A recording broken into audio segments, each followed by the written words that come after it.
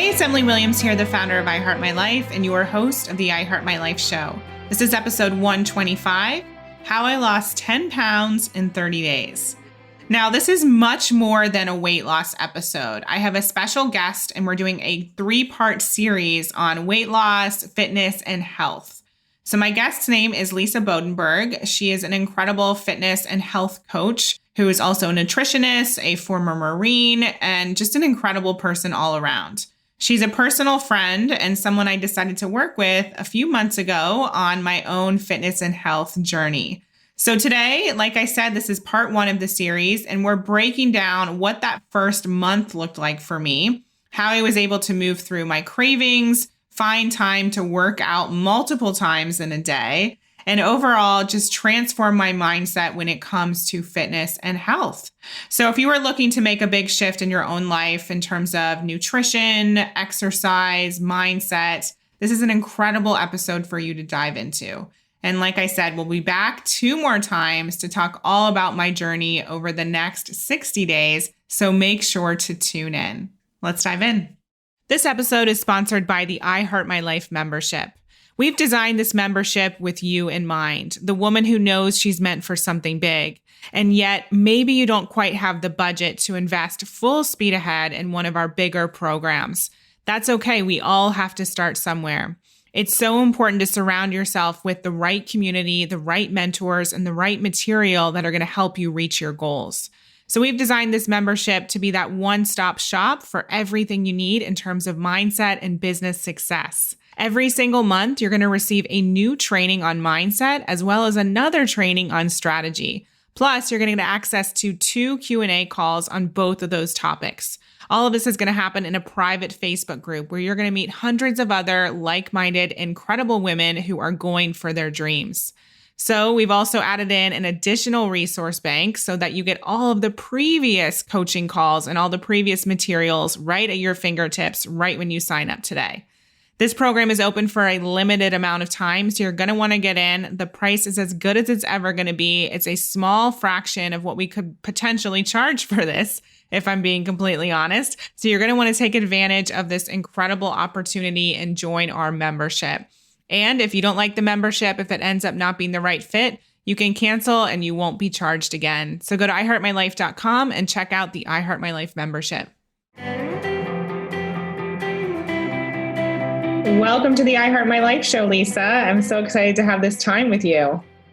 Thank you so much. I'm so happy to be here.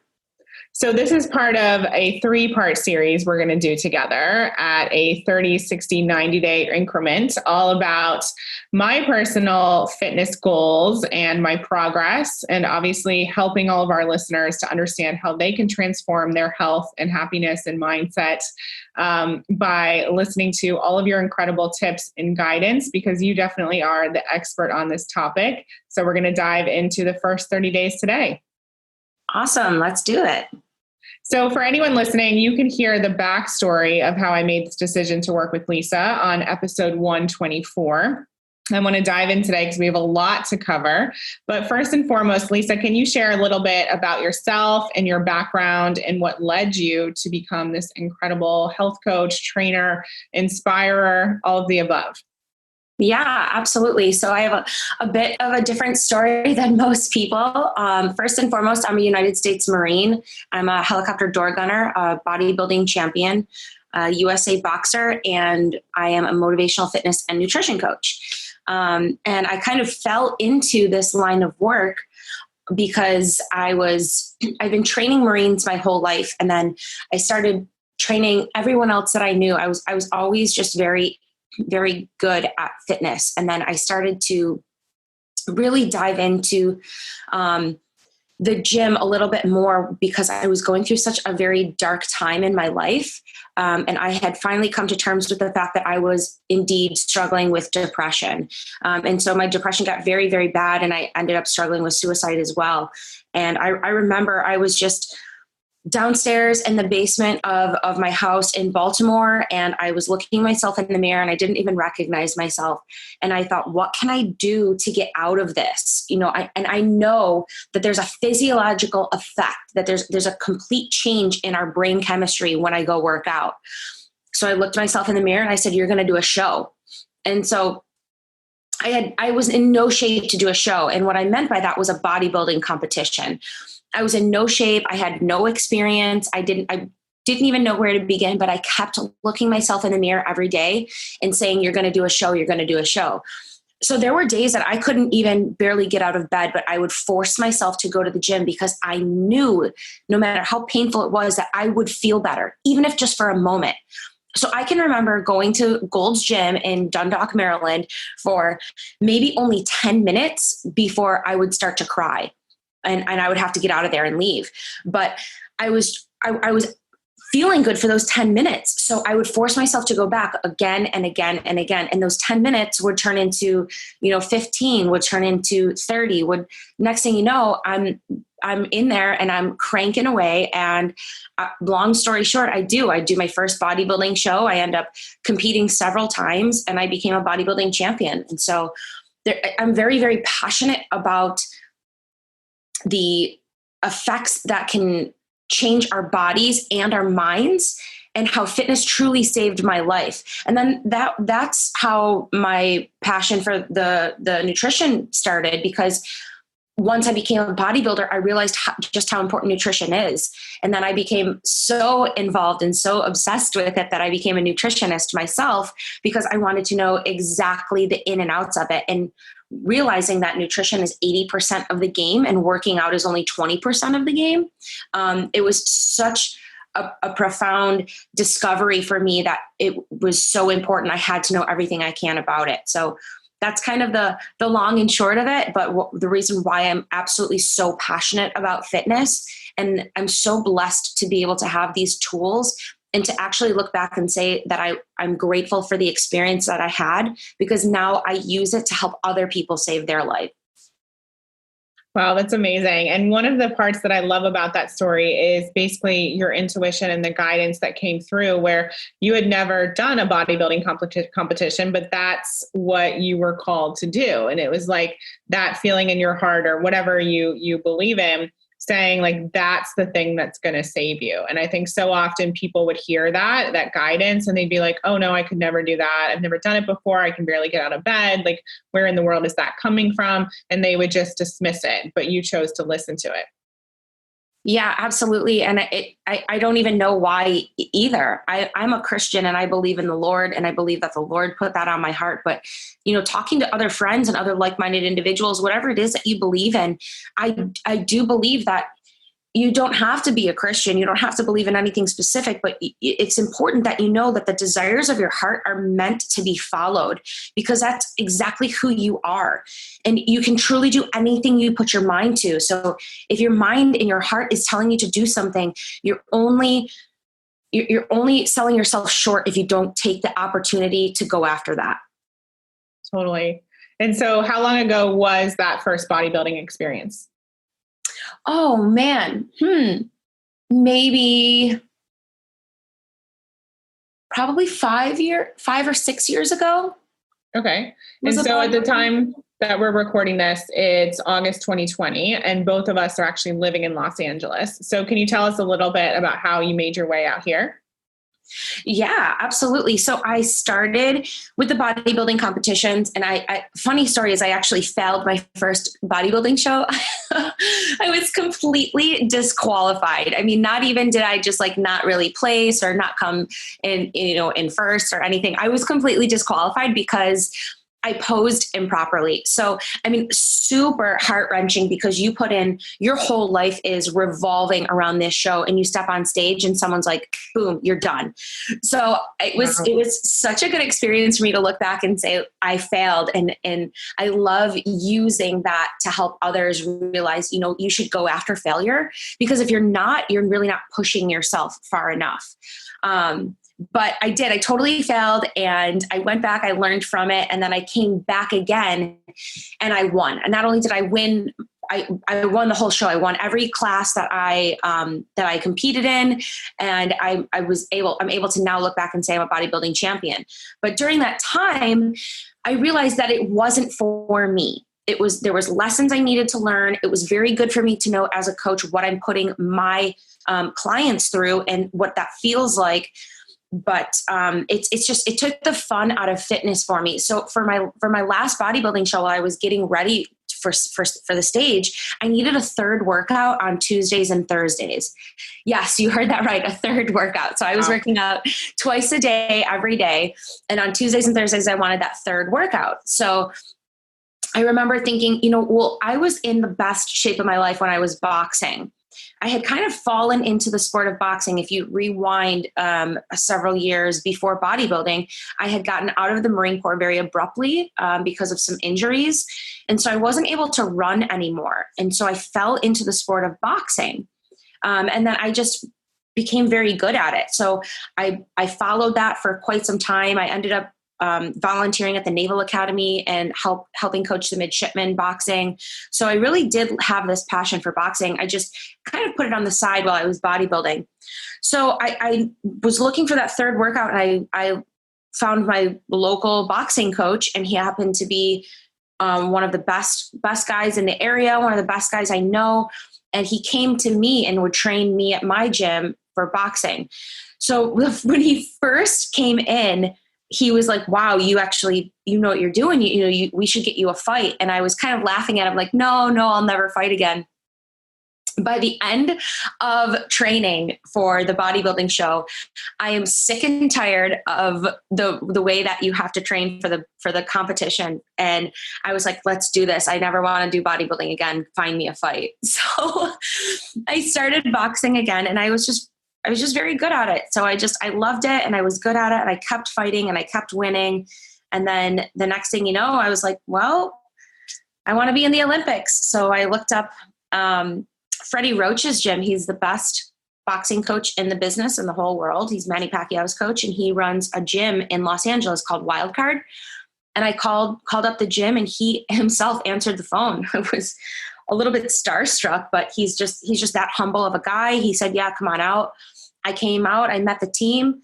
Next thing you know, I'm packing my bags, moving out here to compete. And I competed in the Olympic qualifiers in 2019. Wow. I didn't know that. That's incredible. Yeah. It's just crazy. Just again, when you just follow the desires of your heart, where it leads you. And now here I am living this dream in Los Angeles, running a business, which is not even a business for me. It's truly what I love to do. I enjoy it. It's not work to me. I'm very grateful for this opportunity to help others, and living the dream of being a fighter and being near the beach, and just, I couldn't ask for more. Except for a husband, but we'll talk about that in another episode. True. So I'm obsessed with this story because it is exactly what we're all about at I Heart My Life. Obviously, heart is in the name of the company for a reason. And so you followed those instincts, it led you to LA. And obviously we met, I don't even know, maybe when was it, last fall or something?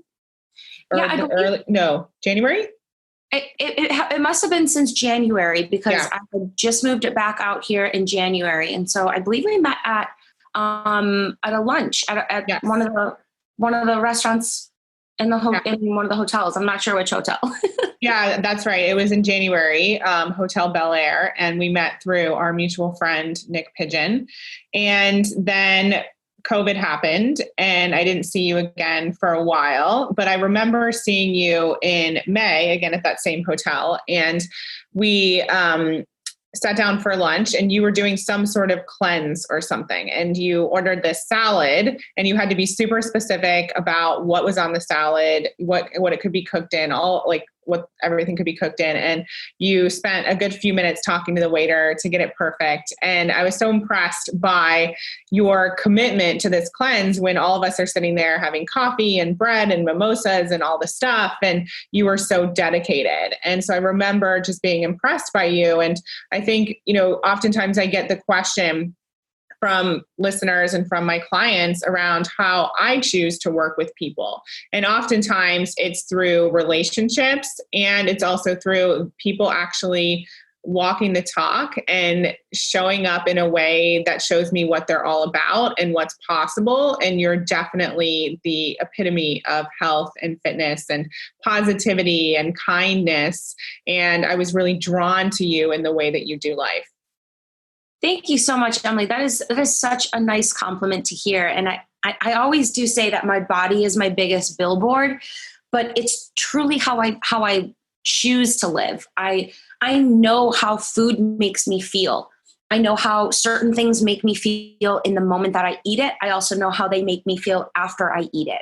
I know how I like to perform, whether I'm running in the sand or standing in the ring boxing someone, or whether it's time for me to put on a bikini. I know, how much power I have over how I look and how I feel, both inside and out. And it's important that I make those right decisions, because I always want to feel good. Who wants to walk around feeling like crap? Nobody. So I do make those decisions for myself, because I know exactly where the path that it can lead. And I've seen people eat themselves into depression, and it's a slippery slope. You feel bad, so you eat something bad, which makes you feel bad again. So then you eat something bad again, and then next thing you know, you're spiraling. And I from my past, and because of the things I've struggled with in the past, I never want to go back there again. And I still struggle. There's, especially around COVID. COVID was tough. That was very tough for me, being alone. I'm a social person.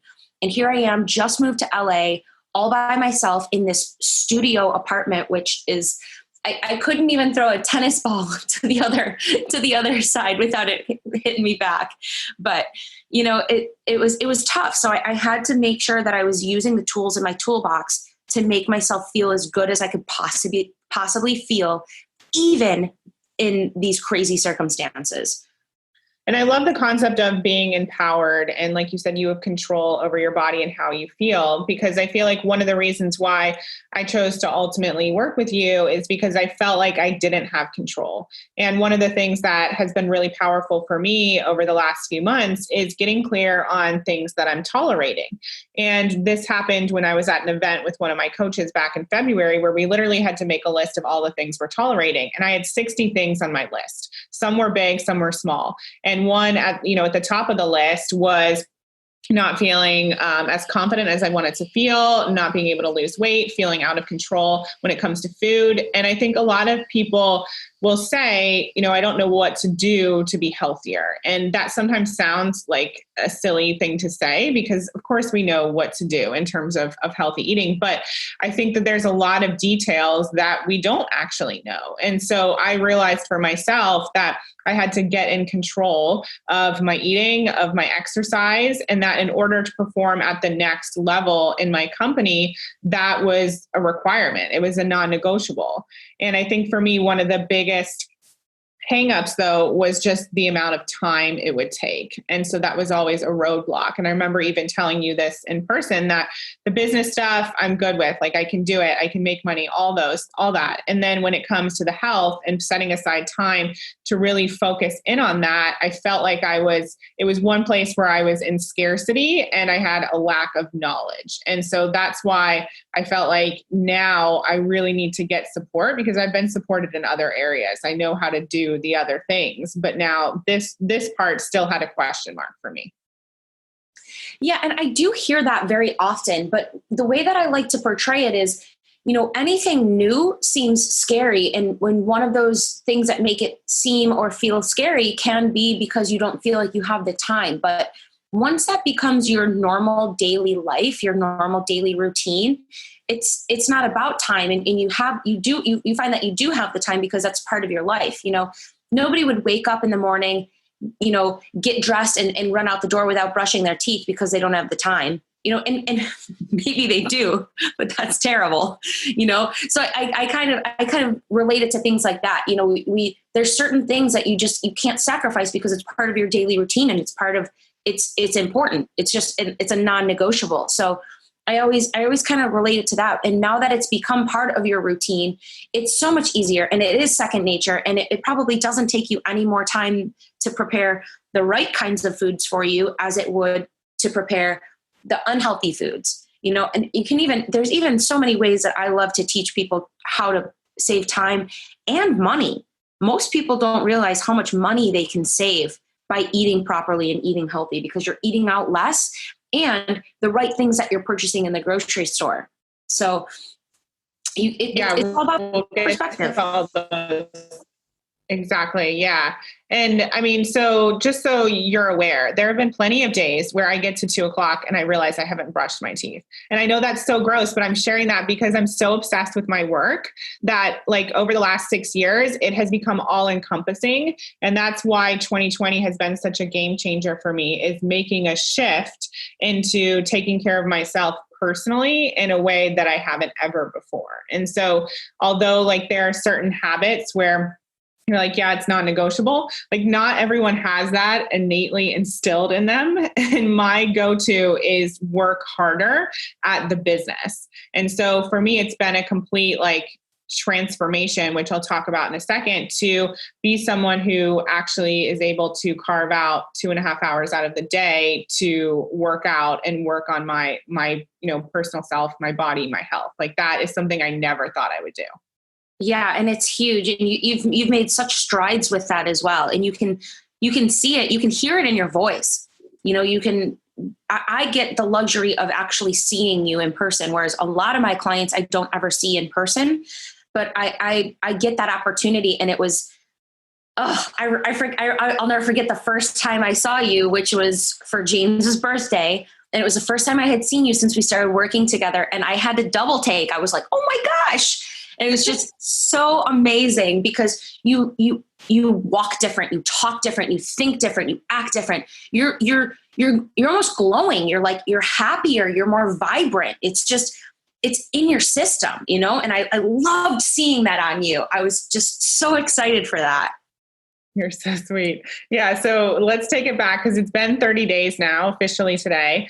And one of the things that I decided to do, which it was kind of a deliberate decision, but also kind of a happy accident, if you believe in accidents, which I don't. So James was actually taking a camping trip with his friends. And I had thought about going somewhere myself and taking a full week off work, which I've never done. And it just so happened that I decided to work with you. And that was going to be the first week that I was going to be starting the program. And I remember when we had our initial call, one of the things you said to me, well, there were two things that I'll never forget. You said that I'm not eating enough, which of course, every client loves to hear that. And then the second thing was that I deserve to be supported. And that really touched me emotionally because I was like, you know what? I don't have to do this alone anymore. And so I decided to commit to the process and work with you. And so you sent over the meal plan and the foods I was going to be eating and the exercise regime. And it was really amazing because I recognized in that period of time as well, how often I rely on external things to make me happy, like the hotel, like the restaurants, all of those things that I do absolutely love. But this week was literally in particular about me just finding joy and happiness within myself at home and paying attention to what I was eating and really shifting my mindset around some of my habits. And so the first week, I don't think, I can't say like it was incredibly challenging because I didn't feel hungry. I've been on other meal plans where I was miserable because I was hungry and I wasn't eating enough, but I felt like the exercise was something I could do. It was definitely a longer exercise than what I was used to, but I felt confident in it. There were a few things that came up for me around craving cheese, which really surprised me. I didn't crave sugar or bread, but it was cheese. So you helped me work through that. And then getting used to drinking more water and measuring all of my food. So can you talk to people a little bit about what that first few weeks, like the purpose of it and what some of the process looks like on your plan? Yeah. And in the first few weeks are there's a lot of changes. It's really that very first week where a client's they're going to realize like I'm committed and I'm doing this, or there's no way I can do this, because it can be very overwhelming. So I try my best to prepare people for that first initial phase, that it's okay if you don't understand everything. It's okay if it feels overwhelming. It's okay if you don't think you have it all together in the first day. You're not going to go from, not knowing how to walk to being able to ride a bike with nothing in between. Right. There's steps that have to be accomplished, and just knowing that that's going to take place is half the battle. And then allowing me to coach you through that. And so knowing that it's going to be overwhelming just because it's different and it feels like a lot of information that you can always go back to. So I like, for me, I am the complete opposite in business that you are. So for example, I was on a phone call yesterday with our friend Maggie, who does an incredible job with Instagram. That's her area of expertise. And within that 45-minute phone call, I felt anxiety building up in my chest because of the things she was telling me to do and how she was speaking of what I needed to do. I instantly wanted to quit because I don't know it. I don't understand it. I'm not good at it.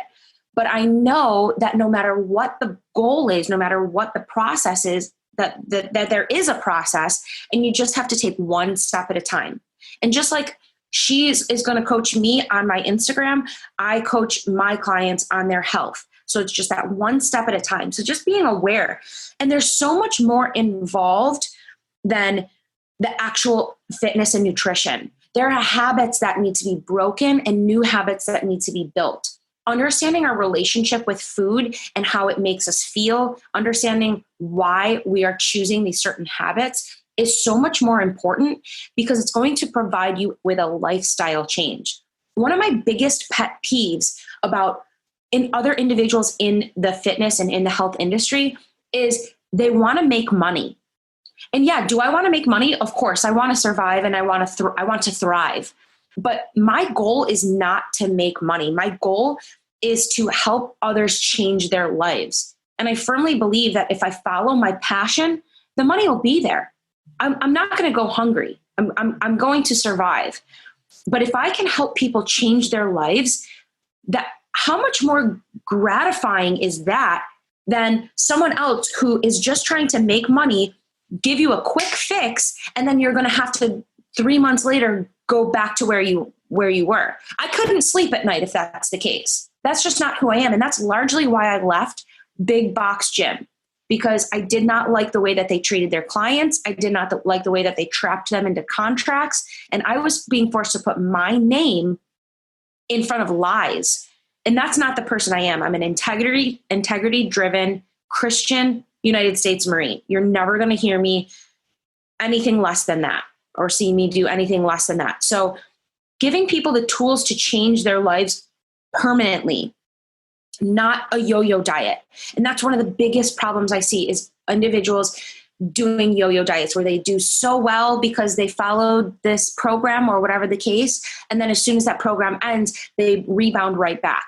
Whereas with my program, it's very important that we get through that first phase because of those habits and those circumstances that you're so used to are so important to change and to understand the why behind the what so that you can change your life and you don't ever have to rebound back to a yo-yo diet, because that's like somebody handing you $1 million and then you have it for a moment and then right in front of your face, they burn it all.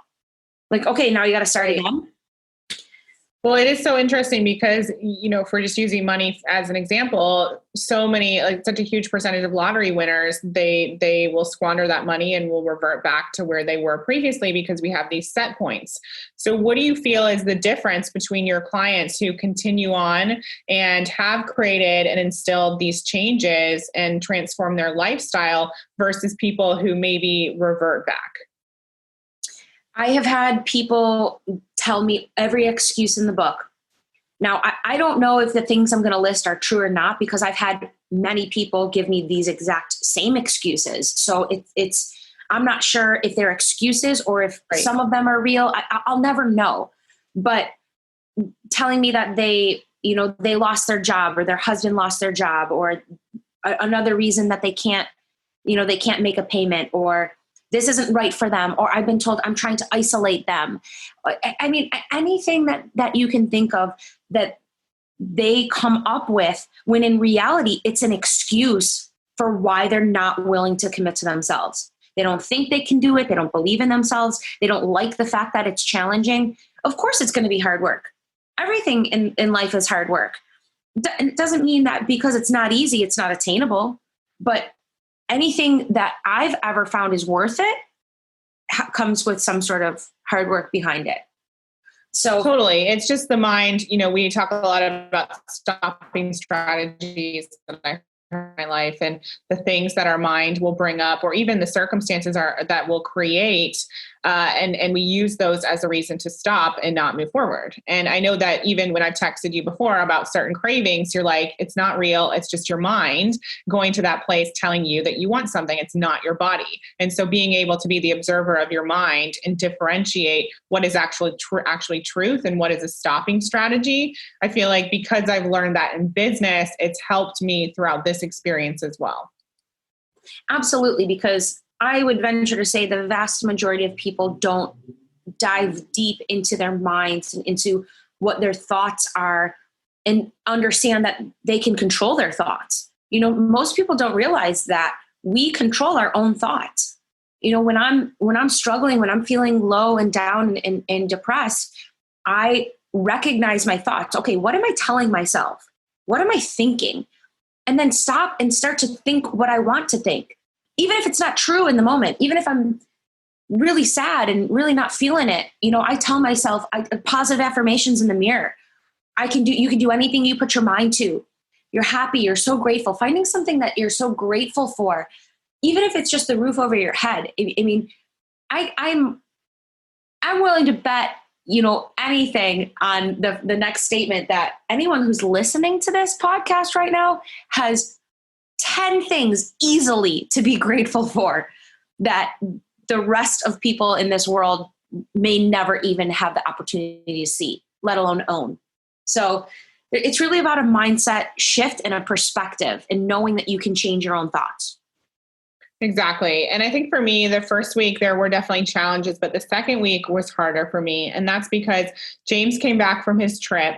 And I think, when you're alone and you're prepping your food and there's no distractions, no one's eating something that you're craving right next to you on the couch, it's a lot easier. And I know that could sound like an excuse, but I had to figure out how to live this new lifestyle. And I was still learning myself, but do it amongst James with his own practices and his own life. And so for me, that was a challenge. And I remember that week in particular, we also had my brother coming to visit, and he had just gotten engaged. He just bought a house, and I wanted to take him out to a nice dinner. And I was like wrestling with this feeling of, what do I do? Because this is, I know everyone says once in a lifetime, but it really was like my brother's probably only going to get engaged once. It's his first house. He hasn't ever come to visit us in California. And so I wanted to have a glass of champagne and celebrate with him. But I was like, Lisa said, no alcohol for 6 weeks at least. And I'm going to be such a terrible client if I have this glass of alcohol. But then I ultimately realized my desire was to have the glass of champagne. And so I worked through it and got to the place where I wasn't making myself feel guilty. I didn't feel bad. And in the moment, like thoroughly, I can say 100% enjoyed this glass of champagne. And it sounds so simple, but that was such a huge deal for me because I've spent so many years, as long as I can remember since I was a little girl, thinking that I was fat, thinking that I was doing something wrong, making myself wrong. My sister was always much thinner than me, and so is my mom. And so this started really, really young, this like self-abuse essentially. And so to have that shift and to not make myself wrong for that decision was just like a huge relief. Absolutely. And so 2 points I want to make on there is, one, oftentimes in America, now I come from a New York Italian family. Everything revolves around food. And oftentimes in America as well, the same thing. And there's different cultures that I've seen that with. In the Jewish religion, they have a Shabbat, which is a large meal on I believe it's on a Friday. I don't know if it has to be. I'm not too certain, but they have a large homemade meal in there. They come together. So there's so many different cultures, and especially in America, a lot of things are revolving around food. So I would challenge people listening to this to come up with a different way, come up with another alternative. How could you have, for your example, how could you have taken your brother out to celebrate him, not revolving it around food, and still get that same experience? Now, on the second note, your decision to have that glass of champagne and how you felt about it was 100% correct. And I always tell people that, I always ask my clients, is it worth it to you? For example, I don't eat ice cream. I don't like how it makes me feel. My body doesn't do well with dairy. Do I like ice cream? Yeah, I absolutely love it. But when I go home to Buffalo and I take my nieces and nephews out for ice cream, do I have ice cream?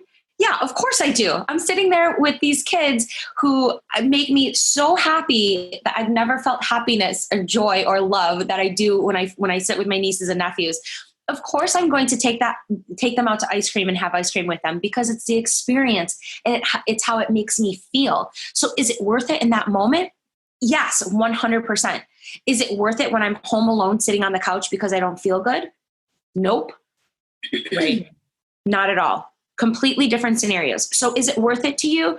Yes. And if it's worth that experience and it's that isolated, once in a while, once in a lifetime experience, absolutely enjoy that. Those are the sweeter things in life, but they don't happen every day.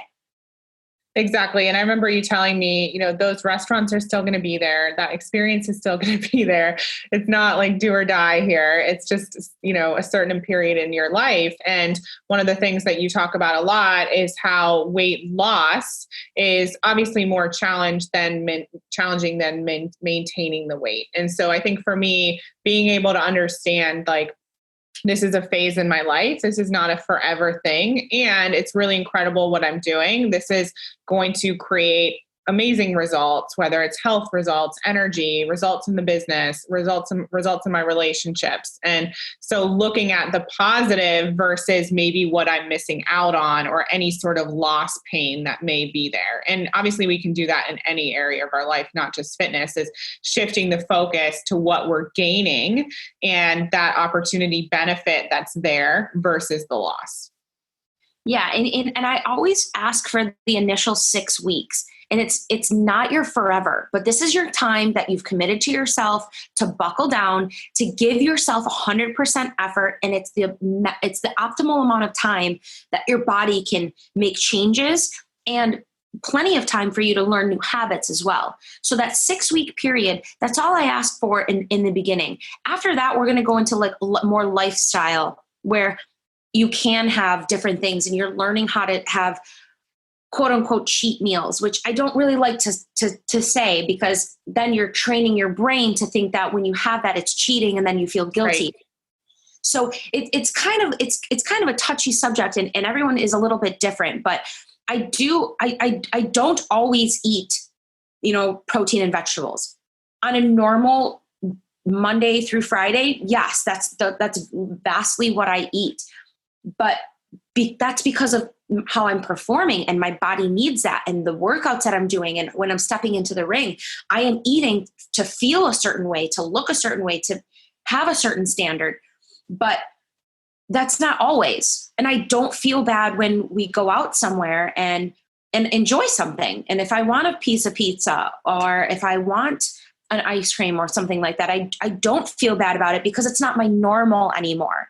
My normal is the healthy foods. So that first 6 weeks is that's your time to buckle down and to say, all right, I'm going to give myself maximum effort and realize all of the things that are going to change within that process. And I know a big part of the plan is, like you said, eating the vegetables and the protein and limiting in terms of the portion size, but having more small meals. And then a big part that I've noticed, obviously, and been through is the exercise regimes. And there was one morning in particular where I was working out and my neighbor across the street, he saw me and said hi. And then he went to the gym and came back and I was still there working out. And he's like, oh my gosh, what is going on? And I was just joking. I said, well, I hired a Marine to get me in shape. And, I'm working out like 2.5 hours today. And he's like, oh my gosh, I could never do that.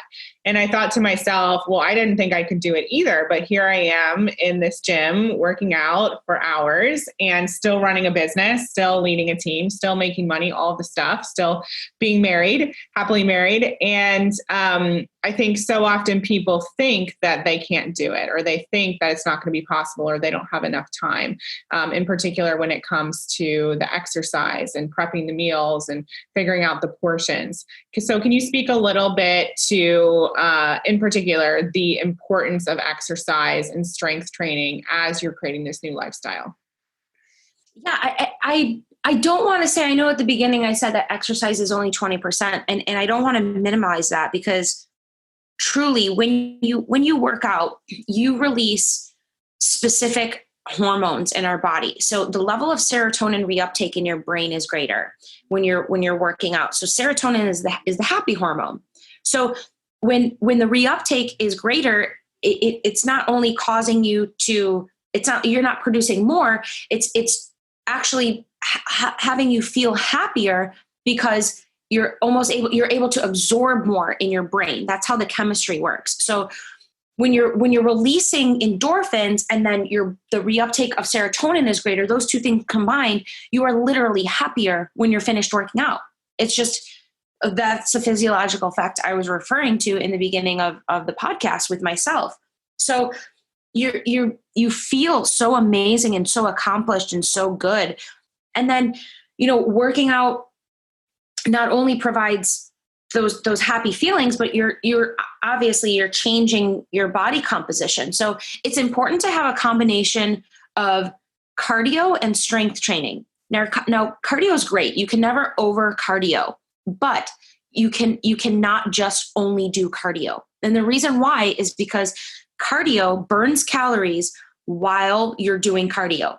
As soon as you step off the treadmill, as soon as you stop working out, as soon as you stop doing whatever cardio that you were doing, your body stops burning calories and your metabolism goes back to its original form. Now, with weight training, strength training, and increasing your muscle mass, your body is not only burning calories while you're working out, but now you continue to burn calories even at a resting rate. So while you're sleeping, you're still burning calories, more calories than you were when you were not lifting weights. So the reason why is because the more muscle mass we have on our body, the more calories our body burns at a resting rate. So that's why it's so important to have a combination of both cardio and strength training, because you're getting quicker results and longer lasting results. Not only you want to look, nobody wants to look skinny fat. And a lot of times, unfortunately, for many generations before us, females were afraid to lift weights because they thought it was going to make them look like Arnold Schwarzenegger. So they did a lot of aerobics. So aerobic videos became very popular. But then you had this group of individuals who stuck to that routine, and they remained in this unhealthy state where they were cardioing themselves to death and not getting the results they wanted because they had this untoned, jiggly parts of their body because they never incorporated weights. So it's very, very important to have a combination of both, to have that lean, strong, toned, healthy look, not only for the way it looks, but because of the fact that it's going to attack your metabolism in a different way as well. So working out is, I always say I don't have an addictive personality.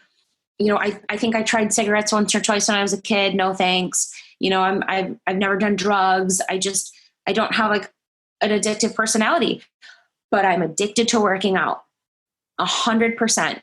The way that I would likely say the way that you're addicted to your business and to creating such an epic business, I'm addicted to working out because of how incredible it makes me feel. And I really like how I look naked.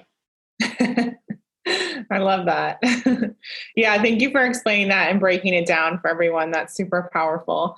And yeah, I mean, I can see that. I can see the difference in how I feel after I work out, and how, obviously I'm committed to this program, but even without your support, I can see myself actually craving doing certain exercises and that strength that I've now started to build. And I know that a lot of people, like you even said to me, a lot of people are obsessed with what it says on the scale. But I think that, like you said, it's not as black and white in that, because you're as black and white as that, because you're building muscle, and muscle weighs more than fat, correct? 100%. See, Allie, you should be the one teaching it now. You tell them, girl. Totally. So, but I am going to talk about weight because I know everyone loves to know. So at this point, at the time that we're recording it, I've lost almost 10 pounds in 30 days, which is amazing. And I know you were saying that it's normal to be at about 2 pounds of weight loss per week. Is that right? Correct. Yeah. So now we're doing 2 more weeks of the first phase, and then we move into the second phase. So we'll chat more about that on the next episode in this series. But is there anything that you can share with people that we haven't yet covered in terms of best practices, just a bullet point list for people who are just getting started on this journey, maybe in the first 30 days, and they're wondering what your most successful clients are doing to get results? I always like to give the tip that when you're going to the grocery store, try to stay out of the aisles. If you can find yourself going into the grocery store and going around the outside of the aisles for everything that you need, you're on the right path. When you start picking up your food from the aisles, that's where you're going to really start to have trouble because that's packaged, not fresh, filled with preservatives, a lot of chemicals and fake products that you're going to be consuming. If you can go to the grocery store and start eating whole, real, fresh fruits and vegetables and lean proteins, stay around the outside of the grocery store, you're probably going to be in really good shape. And just to remember that you can truly do anything you put your mind to. Find out what your goal is, get real serious about it, look yourself in the mirror, choose a realistic, attainable goal, write it down, and tell yourself every single day that you can do it because you can do anything you put your mind to. Amazing. And on our episodes with our incredible guest, Lisa, I normally ask one final question. So I'd love to know your answer. What is one way people can create a life that's better than their dreams? What is one way people can create a life that's better than their dreams? I think that's to chase your dreams and to be open to them changing along the path. Because sometimes we can't even imagine what our best life is. But when you start to be courageous and willing to chase your dreams and to be open for them to be changing along the way and still continue to chase them, I think new doors open that may have never opened had you not just taken that first step. Thank you. Love it. So we're obviously going to be back with a few more episodes along my personal fitness journey, but where can people find you in the meantime, Lisa? Follow me on Instagram. It's the easiest and quickest way. If you don't have Instagram, you can follow me on Facebook as well, Lisa Bodenburg. You can also go to libertybellfitness.com and just check out some of my amazing client results and download a free morning success routine. So it's going to be a real quick way for you to get your mind right, set yourself up for success, and also set your body up for burning, get your metabolism burning for the rest of the day. So it's a little gift that I like to give out to people to get them started on their journey to the best version of themselves. Thank you. Thank you for your time, Lisa. I can't wait for the next few episodes to share even more results and tips with our audience. Yeah, thank you, Emily. So proud of you. Can't wait to see the next step in your journey. Thank you so much for listening to this episode. I hope you loved it. And if you are interested in working with Lisa personally, reach out to her via her website and tell her that we sent you and that you heard about her on the I Heart My Life show. And when you do that and sign up for her one-on-one program, you will qualify for a special bonus through I Heart My Life. And make sure to tune in over the next month or two to hear more about my weight loss journey and my journey towards health, fitness, more energy. Lisa and I are taking it behind the scenes of the next 30 and 60 days in my weight loss plan. So I'll see you then. Bye. We hope you loved this episode. Thank you so much for being an avid listener of the I Heart My Life show. Take a second and leave a review. It would mean so much to us, and we read all of them. And for further inspiration and life and business tips about creating a life that you love and achieving massive success, definitely follow us at I Heart My Life on Instagram and at I Heart My Life Now on Facebook. See you next time.